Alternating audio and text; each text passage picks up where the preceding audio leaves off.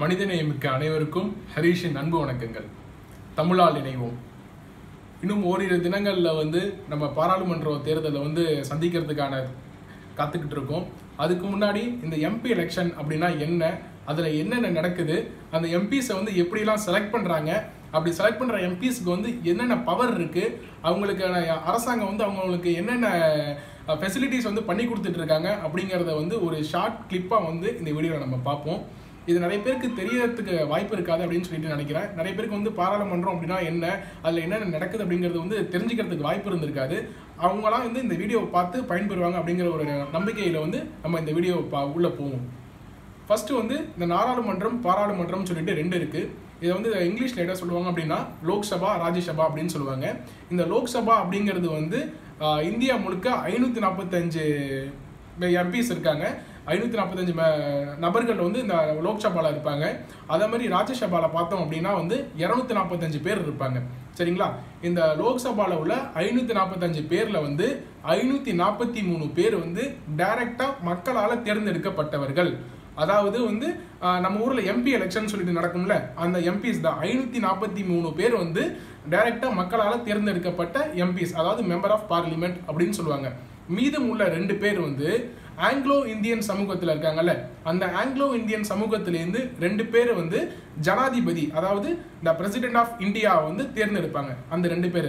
So 543 + 2 எவ்வளவு, 545 பேர் லோக்சபா எலெக்ஷனுக்கு எலிஜிபிள் ஆகி அந்த லோக்சபா மெம்பர்ஸாக இருப்பாங்க. ஓகேங்களா? அது அப்படியே சைமல்டேனியஸாக ராஜ்யசபாவுக்கு வந்தோம் வச்சுங்களேன்.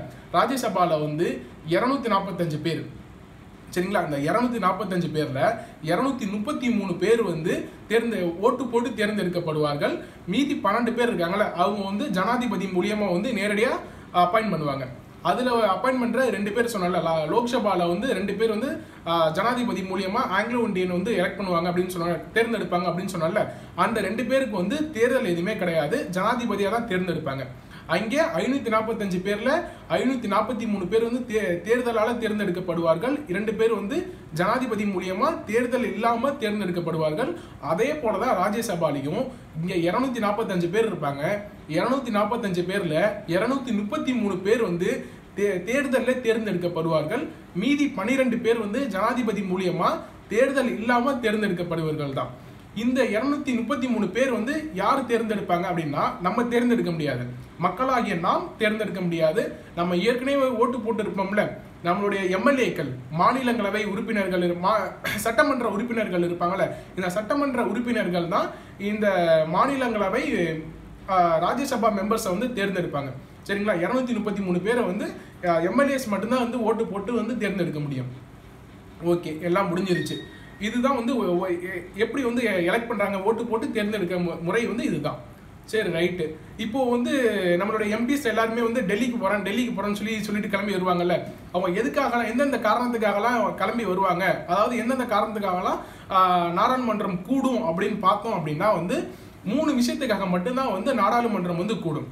என்னென்ன விஷயம் அப்படின்னு பார்த்தோம்னா, பட்ஜெட் கூட்டத்தொடர், மழைக்கால கூட்டத்தொடர், குளிர்கால கூட்டத்தொடர். இந்த 3 விஷயத்துக்காக மட்டும்தான் நாடாளுமன்றம் கூடும் அப்படின்னு சொல்றாங்க. இந்த பட்ஜெட் கூட்டத்தொடர் அப்படிங்கிறது எப்போ நடக்கும் அப்படின்னா, பிப்ரவரி டு மே வரைக்கும் அந்த பட்ஜெட் கூட்டத்தொடர் நடக்கும்.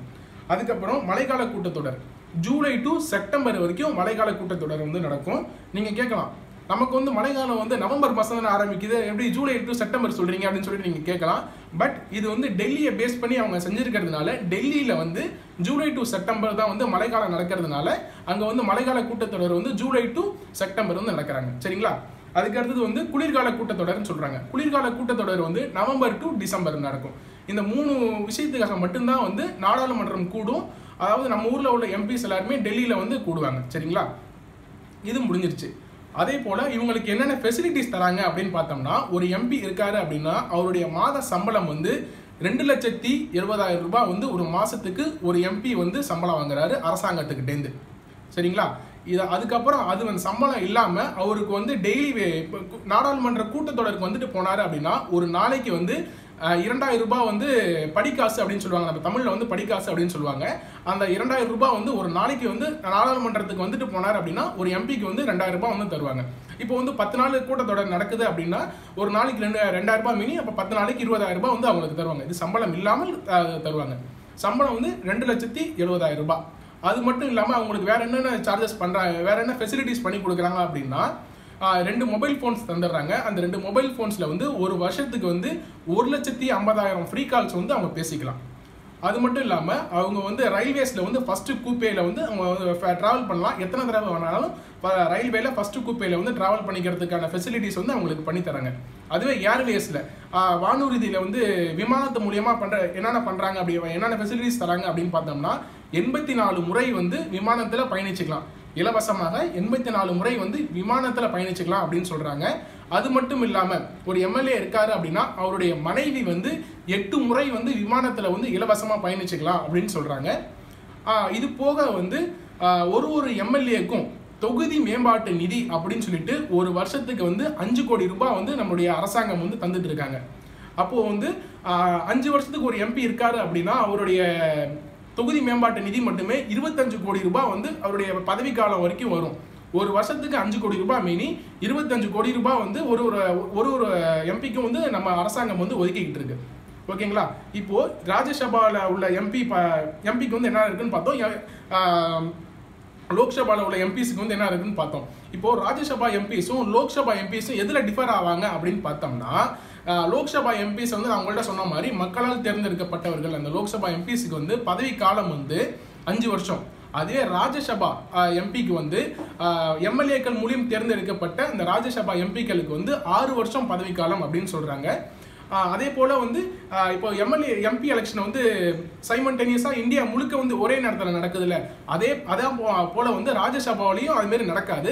அவங்களுக்கு தேவைக்கு ஏற்ற மாதிரி தான் வந்து எலெக்ஷன் வந்து நடக்கும். ஃபார் எக்ஸாம்பிள் வந்து இப்போ 10 பேர் இருக்காங்க அப்படின்னா அந்த 10 பேருக்கு வந்து ஆயுட்காலம் வந்து 6 வருஷம் இன்னையோட முடியுது அப்படின்னா அந்த 10 பேருக்கு மட்டும்தான் வந்து எலெக்ஷன் நடத்தி எம்எல்ஏக்கள் வந்து ஓட்டு போட்டு அந்த 10 பேர் தேர்ந்தெடுத்துப்பாங்க.